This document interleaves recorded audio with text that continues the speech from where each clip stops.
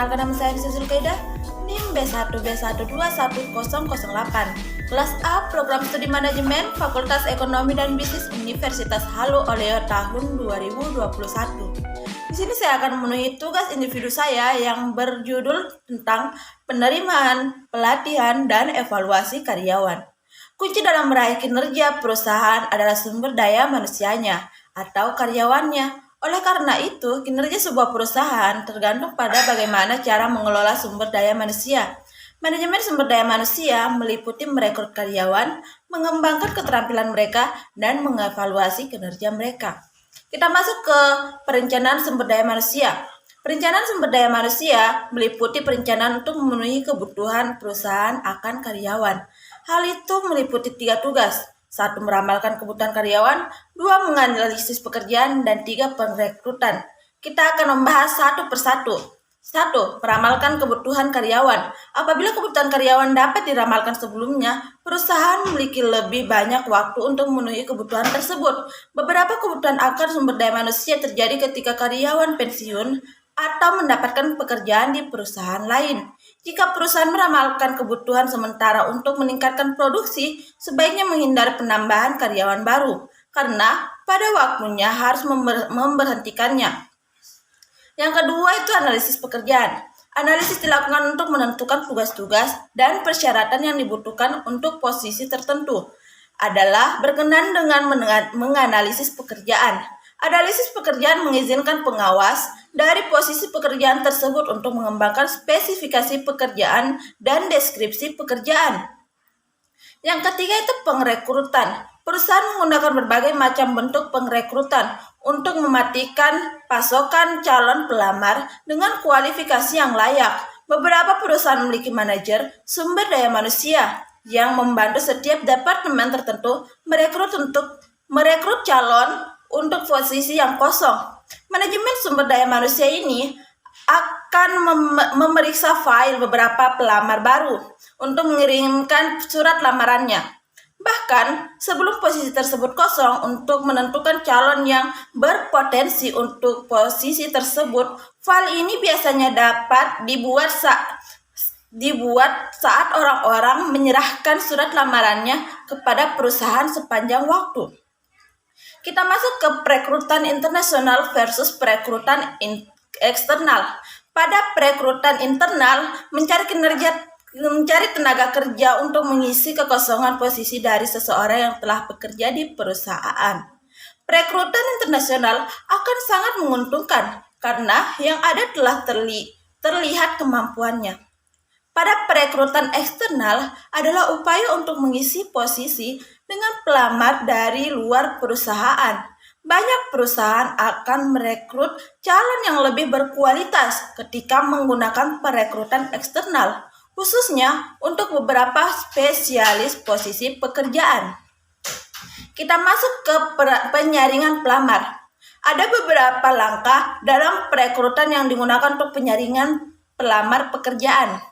Yaitu langkah pertama adalah untuk menilai setiap pelamar yang tidak memenuhi kualifikasi. Meskipun informasi yang diberikan amat terbatas, biayanya cukup untuk menentukan apakah pelamar memiliki latar belakang, pendidikan, pengalaman yang dibutuhkan memenuhi kualifikasi posisi tersebut. Langkah kedua dalam penyaringan pelamar adalah proses wawancara. Manajer sumber daya menilai kepribadian pelamar yang tersisa melalui wawancara pribadi, juga untuk mendapatkan informasi tambahan yang tidak diperoleh dari surat lamaran. Secara khusus, sebuah wawancara juga dapat mencerminkan ketepatan waktu, kemampuan berkomunikasi, dan sikap. Langkah ketiga adalah itu menghubungi referensi dari pelamar. Metode penyaringan ini menawarkan manfaat tertentu, namun pelamar biasanya mendaftarkan referensi yang akan memberikan rekomendasi yang kuat. Survei yang dilakukan oleh Society for Human Resource Management yang menyatakan bahwa lebih dari 50% survei manajemen sumber daya manusia kadang menerima informasi yang tidak mencakupi tentang sifat-sifat pribadi pelamar. Lebih 40% dari manajer ini mengatakan bahwa kadang mereka menerima informasi yang tidak mencangkupi tentang keterampilan dan kebiasaan pelamar. Langkah yang keempat adalah dengan melakukan tes penerimaan karyawan, yang merupakan tes untuk mengetahui kemampuan pekerjaan calon karyawan. Kita masuk ke menentukan perusahaan penerimaan karyawan. Beberapa perusahaan melakukan proses penerimaan dengan sangat serius karena mereka menyadari kinerja perusahaan di masa mendatang akan sangat tergantung pada para karyawan yang diseleksinya. Berikut langkah menentukan keputusan penerimaan karyawan. 1. Penerimaan surat lamaran. Yang kedua, menyaring pelamar yang memenuhi deskripsi pekerjaan penyaring. Yang ketiga, melalui wawancara. Yang keempat, penyaringan melalui informasi referensi kerja. Yang kelima, penyaringan teks. Dan yang keenam, membuat keputusan penerimaan. Kita masuk ke memberi kesempatan yang sama. Ketika merekrut calon karyawan untuk sebuah posisi pekerjaan, manajer sebaiknya tidak melakukan diskriminasi pada faktor yang tidak berhubungan pada kinerja pekerjaan potensial. Berikut ini adalah beberapa peraturan yang mengatur pencegahan diskriminasi atas perlakuan tidak layak. Pertama, Undang-Undang Keamanan Upah tahun 1963 menyatakan bahwa baik pria maupun wanita yang melaksanakan pekerjaan yang sama layak menerima upah yang sama. Yang kedua, Undang-Undang Hak Sipil tahun 1964 melarang diskriminasi yang berdasarkan rasial, jenis kelamin, kepercayaan, dan kewarganegaraan yang asli. Yang ketiga, ada Undang-Undang Diskriminasi Usia Pekerjaan tahun 1964. Perubahan tahun 1978 melarang karyawan melakukan diskriminasi terhadap orang-orang yang berumur kurang dari 40 tahun. Yang kelima, ada Undang-Undang Warga Negara Amerika yang Cacat tahun 1990 melarang diskriminasi terhadap orang-orang cacat. Yang selanjutnya ada Undang-Undang Hak Sipil tahun 1991 mengizinkan wanita, kelompok minoritas, dan orang-orang cacat yang yakin bahwa mereka lelah menjadi subjek diskriminasi untuk melakukan tuntutan pada perusahaan. Undang-undang ini meliputi proses penerimaan terhadap diskriminasi atau proses evaluasi. Undang-undang ini juga melindungi pelecehan seksual di tempat kerja. Kita masuk pada paket kompensasi yang diberikan perusahaan. Sebuah paket kompensasi terdiri dari total kompensasi moneter dan tunjangan yang diberikan kepada karyawan. Yang pertama itu gaji. Gaji adalah jumlah uang yang dibayar untuk sebuah pekerjaan selama periode tertentu. Gaji dapat dinyatakan dalam periode per jam, periode pembayaran, atau per tahun, dan jumlahnya tetap selama periode waktu tertentu. Yang kedua itu ada opsi saham. Opsi saham memungkinkan karyawan untuk membeli saham perusahaan dengan harga khusus. Pertimbangan para karyawan yang diberi opsi saham untuk membeli 100 lembar saham dengan harga $20 per lembar saham. Ini berarti mereka dapat membeli saham perusahaan pada harga tersebut di luar harga saham di bursa. Sehingga meskipun harga saham naik mencapai $30 per lembar saham, para karyawan tetap dapat membeli saham dengan harga $20 per lembar. Yang ketiga ada komisi. Komisi umumnya mewakili kompensasi untuk mencapai target penjualan tertentu. Contohnya, tenaga penjualan di banyak perusahaan akan memperoleh gaji pokok ditambah sebuah presentasi dari total volume penjualan sebagai kompensasi moneter. Yang keempat ada bonus. Bonus adalah pembayaran ekstra tetap waktu di akhir sebuah periode, di mana dilakukan penelitian kinerja pekerjaan. Bonus biasanya dibayarkan lebih jarang dari komisi. Bonus boleh diberikan untuk mengupayakan kenaikan pendapatan, penekanan pengeluaran, atau peningkatan kepuasan pelanggan. Total seluruh pendanaan bonus yang disediakan bagi para karyawan akan tergantung pada keuntungan perusahaan pada tahun berjalan. Beberapa perusahaan memberikan pembagian keuntungan pada beberapa karyawannya, yang merupakan suatu bagian keuntungan perusahaan untuk dibayar kepada para karyawan. Ini akan memotivasi karyawan untuk bekerja dengan sikap yang akan meningkatkan keuntungan bagi perusahaan. Yang keenam, ada tunjangan karyawan. Karyawan juga akan memperoleh tunjangan karyawan yang merupakan tambahan hak istimewa selain pembayaran kompensasi seperti pembayaran masa liburan, kesehatan, kematian, dan program pensiun. Yang keenam, ada tunjangan jabatan. Beberapa perusahaan memberikan tunjangan jabatan bagi para karyawan tingkat tinggi yang merupakan hak istimewa selain pembayaran kompensasi dan tunjangan karyawan. Tunjangan jabatan yang umumnya termaksud parkir gratis, mobil perusahaan, keanggotaan klub, kredit telepon, rekening pengeluaran. Kita masuk ke yang terakhir, perbandingan terhadap pekerjaan. Bentuk alokasi kompensasi untuk perusahaan berbeda sesuai dengan pekerjaan mereka. Karyawan yang terkait langsung dengan proses produksi cenderung untuk menerima sebagian besar kompensasinya dalam bentuk gaji. Banyak tenaga penjualan di sektor komputer dan teknologi memperoleh kompensasi lebih banyak dalam bentuk komisi dibanding dalam bentuk gaji. Kita masuk ke pembahasan selanjutnya, yaitu mengembangkan keterampilan karyawan. Beberapa jenis pelatihan yang paling umum diberikan kepada karyawan untuk mengembangkan keterampilan karyawan adalah 1. Keterampilan teknis. Keterampilan harus dilatih untuk mengerjakan berbagai tugas yang dilakukan setiap karyawan. Saat teknologi berkembang di pabrik milik perusahaan, karyawan akan menerima pelatihan lebih banyak. Perusahaan-perusahaan ini mengeluarkan jutaan dolar per tahun untuk pelatihan. Perusahaan harus menyadari bahwa pengeluaran tersebut harus dilakukan setiap tahun untuk mengembangkan keterampilan masing-masing karyawan. Yang kedua, ada keterampilan pengambilan keputusan. Perusahaan dapat mengambil manfaat dan memberikan karyawan beberapa pedoman untuk mempertimbangkan pengambilan keputusan dan menciptakan gagasan-gagasan. Yang ketiga, keterampilan pelayanan pelanggan.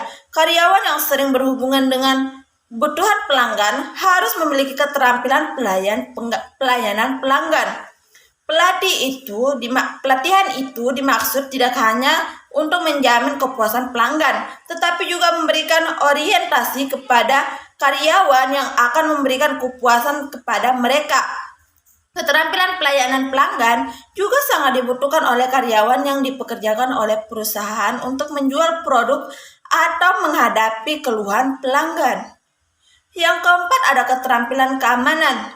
Perusahaan mendidik karyawannya mengenai keamanan di lingkungan kerja. Pendidikan ini mencakup pelatihan karyawan bagaimana menggunakan mesin-mesin dan perlengkapan di pabrik yang dimiliki oleh perusahaan manufaktur besar. Program pelatihan tidak hanya menjamin karyawan, tetapi juga mengurangi pemeliharaan kesehatan dan pengeluaran di bidang hukum yang dapat terjadi akibat kecelakaan di lingkungan kerja. Yang kelima, ada keterampilan sumber daya manusia. Beberapa seminar pelatihan akan penting bagi pengawas yang kurang terampil dalam mengelola karyawan lain. Secara umum, jenis pelatihan ini akan membantu pengawas menyadari bahwa karyawan mereka tidak hanya berhak untuk diperlakukan dengan layak, tetapi juga akan bekerja lebih baik jika mereka juga diperlakukan dengan layak. Perusahaan umumnya juga memberikan seminar perbedaan untuk membantu karyawan dari berbagai rasial, jenis kelamin, dan agama terhadap pandangan karyawan lain. Kita masuk ke pembahasan selanjutnya, mengevaluasi kinerja karyawan. Kadang, karyawan menganggap evaluasi kinerja hanya sebagai sebuah metode untuk mengalokasikan kenaikan gaji. Bahkan jika pengawas melaksanakan evaluasi dengan tepat, juga akan dapat memberikan umpan balik dan pengarahan bagi para karyawan. Sebuah evaluasi harus dapat mengungkapkan kelebihan dan kekurangan karyawan dan menciptakan peluang bagi karyawan untuk dipromosikan di perusahaan di masa mendatang. Kita masuk ke membagi evaluasi ke dalam berbagai kriteria. Evaluasi keseluruhan kinerja dari semua karyawan biasanya menggunakan kriteria berganda. Oleh karena itu, sebuah evaluasi dapat dilaksanakan dengan sangat baik dan membagi evaluasi dalam kriteria yang relevan terhadap setiap posisi pekerjaan. Yang kedua ada kriteria objektif versus subjektif.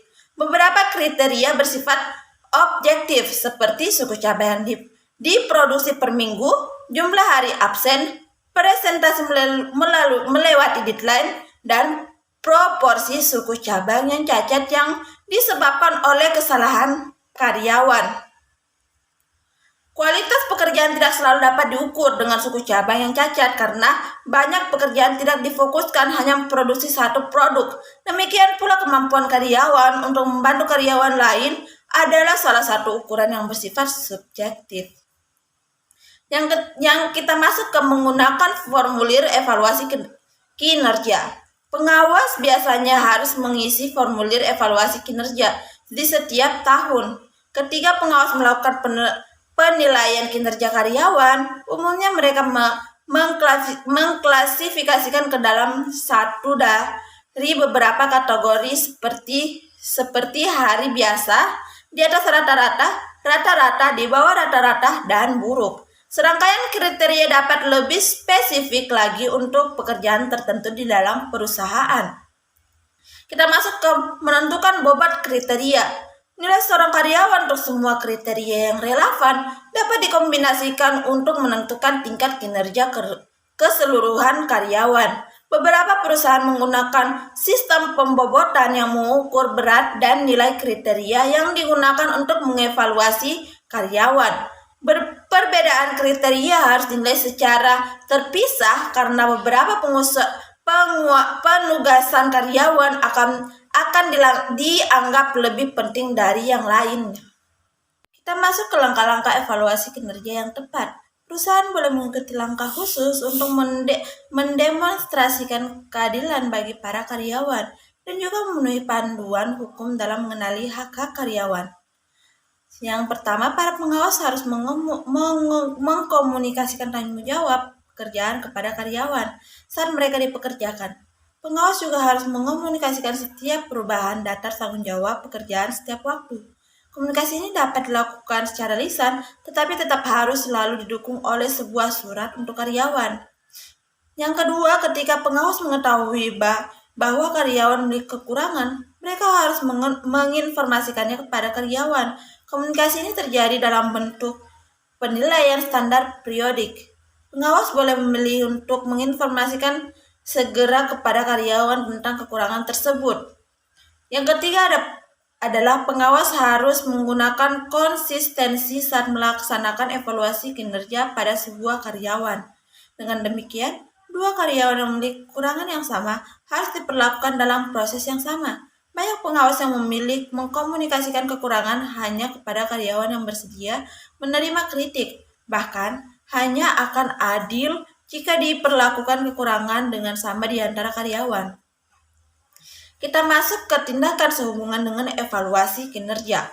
Beberapa evaluasi kinerja memerlukan tindakan dari para pengawas. Karyawan yang menerima penilaian yang paling tinggi berhak atas beberapa jenis pengakuan atau bahkan promosi. Karyawan yang menerima penilaian yang buruk juga harus diperhatikan.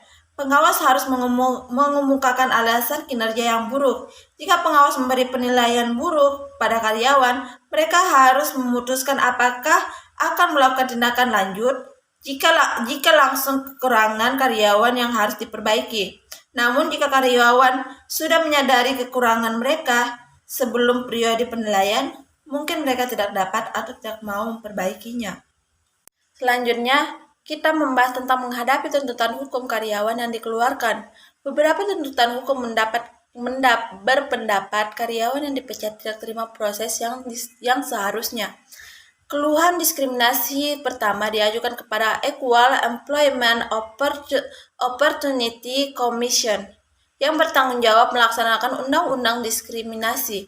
Sekitar 20% keluhan diajukan kepada EEOC tersebut diputuskan memiliki alasan penyebab yang tepat untuk mengajukan tuntutan, sementara 80% diputuskan tidak memiliki alasan penyebab yang tepat.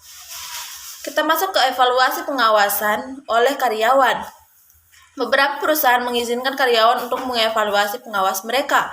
Kemudian, evaluasi ini dapat digunakan untuk mengukur kemampuan manajerial pengawas tersebut. Evaluasi ini dikenal dengan penilaian kertas yang telah digunakan oleh banyak perusahaan.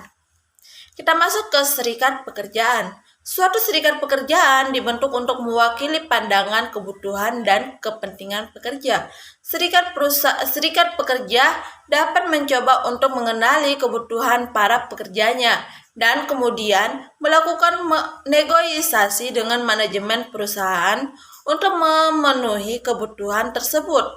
Kebutuhan tersebut mencakup keamanan pekerjaan, lingkungan kerja yang lebih aman, dan upah yang lebih tinggi. Kita masuk ke latar belakang serikat pekerjaan. Serikat pekerjaan dapat diklasifikasikan ke dalam serikat keahlian dan serikat industri. Serikat keahlian diorganisasi menurut kelebihan tertentu, seperti ahli pipa atau plumbing. Serikat industri diorganisasikan untuk industri tertentu. Serikat pekerja juga dapat diklasifikasikan menjadi baik lokal maupun nasional. Serikat lokal terdiri dari anggota-anggotanya dalam wilayah lokal tertentu. Serikat nasional terdiri dari anggota-anggotanya di seluruh negara. Beberapa serikat lokal adalah merupakan bagian dari serikat nasional. Serikat internasional memiliki anggota beberapa negara. Sejarah aktivitas serikat pekerja. Popularitas serikat pekerja dipengaruhi oleh beberapa macam hukum yang akan dirangkum kemudian. Yang pertama itu Undang-Undang Norris-LaGuardia. Undang-Undang Norris-LaGuardia yang membatasi penggunaan larangan keras yang menantang serikat pekerja dan mengizinkan serikat pekerja untuk mempublikasikan perselisihan ketenaga kerjaan. Yang kedua itu Undang-Undang Wagner. Undang-Undang Wagner juga menunjukkan kepada Undang-Undang Hubungan Ketenaga Kerjaan Nasional, melarang perusahaan mencampuri pekerja yang berupaya untuk mengorganisasi atau bergabung dengan serikat pekerja. Yang ketiga ada Undang-Undang Taft-Hartley. Undang-Undang Taft-Hartley yang merupakan amandemen dari Undang-Undang Wagner, melarang serikat untuk menekan karyawan agar bergabung. Sebuah pengecualian adalah serikat pekerja toko, di mana karyawan baru harus bergabung dengan serikat pekerja. Yang ketiga ada Undang-Undang Landrum-Griffin. Undang-Undang Landrum-Griffin dulunya disebut Undang-Undang Pelaporan dan Pengungkapan Manajemen Ketenaga Kerjaan tahun 1959.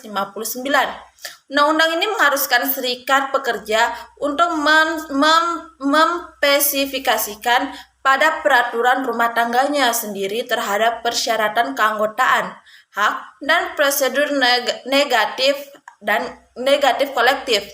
Kita masuk ke negosiasi serikat pekerja dengan manajemen. Kontrak antara serikat pekerja dan manajemen umumnya berakhir untuk 2 atau 3 tahun. Sebuah usaha dilakukan untuk menyetujui kontrak baru sebelum berakhir.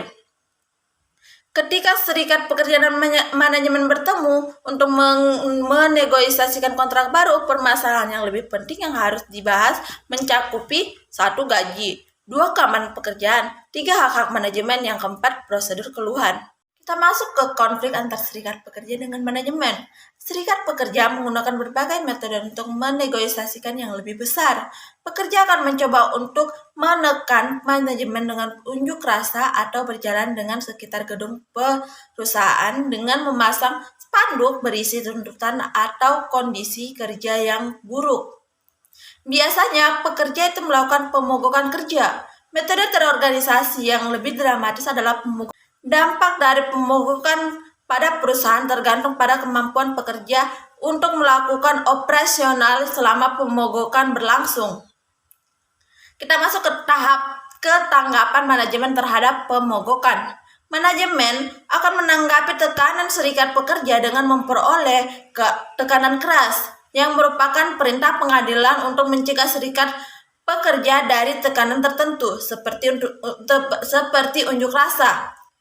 Kita masuk ke kritik manajemen terhadap serikat pekerja. Serikat pekerja menerima kritik dari manajemen dengan berbagai alasan. Beberapa dari alasan tersebut adalah biaya tinggi, keuntungan rendah, dampak merugikan bagi kondisi perekonomian, inefisien produksi. Kita masuk ke cara perusahaan mengurangi minat terhadap serikat pekerja. Beberapa manajemen perusahaan secara konsisten telah memelihara hubungan baiknya dengan karyawannya. Akibatnya, para karyawan tidak akan berusaha untuk mendirikan serikat pekerja. Pedoman berikut ini menerangkan beberapa metode yang biasa digunakan untuk memelihara hubungan baik dengan karyawan. Yang pertama itu, manajemen harus mempromosikan karyawan diri dalam perusahaan sehingga karyawan akan merasa puas dengan jenjang karir mereka. Yang kedua itu, manajemen harus mencoba untuk menghindari PHK sehingga karyawan tidak merasa terancam meskipun saat bisnis menurun. Hal ini akan dapat dicapai dengan melakukan penentuan ulang beberapa posisi pekerjaan untuk karyawan yang sudah tidak dibutuhkan lagi di posisi sebelumnya. Yang ketiga, manajemen harus memberikan tanggung jawab dan mengizinkan input dalam pengambilan keputusan. Kontrak ketenagakerjaan antara karyawan dan manajemen akan membutuhkan panitia ketenagakerjaan manajemen yang dibentuk di setiap pabrik dengan tujuan mengembangkan metode peningkatan efisien. Ini adalah contoh klasik sehubungan dengan input dari karyawan. Selanjutnya itu, manajemen harus menjaga kondisi kerja yang layak untuk menciptakan perhatian kepada karyawan. Yang terakhir itu, manajemen harus memberikan gaji yang layak dan kompetitif sehingga karyawan akan merasa dihargai dengan baik dan tidak akan mencari pekerjaan lain. Masalah-masalah penting yang disampaikan di atas mewakili provisi utama pekerjaan di mana akan dinegosiasikan oleh serikat pekerja.